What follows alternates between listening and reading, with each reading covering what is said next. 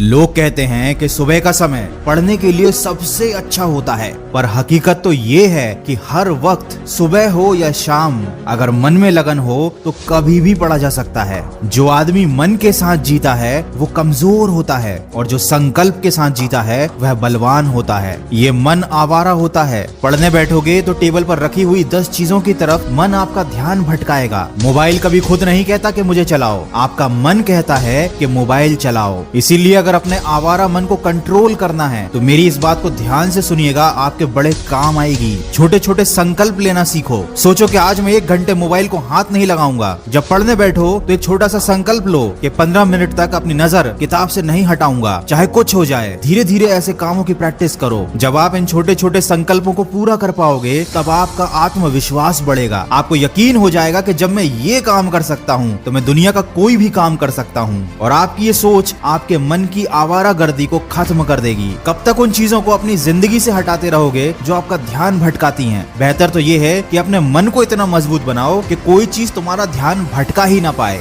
वो कहते हैं ना, सड़क से कंकर हटाने की जगह पैरों में जूता पहन लेना ज्यादा बेहतर होता है। किसी ने क्या खूब कहा है, मौत तो सबको आती है पर जीना हर किसी को नहीं आता। देखो अभी तुम्हारे पास मौका है अपनी लाइफ बनाने का, और ये मौका आने वाले समय में तुम्हारे पास नहीं रहेगा। और अगर तुमको अभी भी पढ़ाई बोरिंग लगती है तो इसका मतलब ये है कि तुमको आज तक पता ही नहीं चल पाया कि तुम पढ़ क्यों रहे हो। पढ़ाई बोरिंग होती है, सच बात है, बिल्कुल बोरिंग होती है। इसमें कोई मजा नहीं, कोई एंटरटेनमेंट नहीं, कुछ भी नहीं। लेकिन सोना भी तो बोरिंग होता है। इसमें कौन सा एंटरटेनमेंट, कौन सा मजा होता है? खाना खाना भी बोरिंग होता है, लेकिन जब नींद आती है तो सोना पड़ता है। भूख लगती है तो खाना पड़ता है। तब एंटरटेनमेंट और मजा, ये सारी बातें मायने नहीं रखते, क्योंकि इनकी जरूरत नहीं है।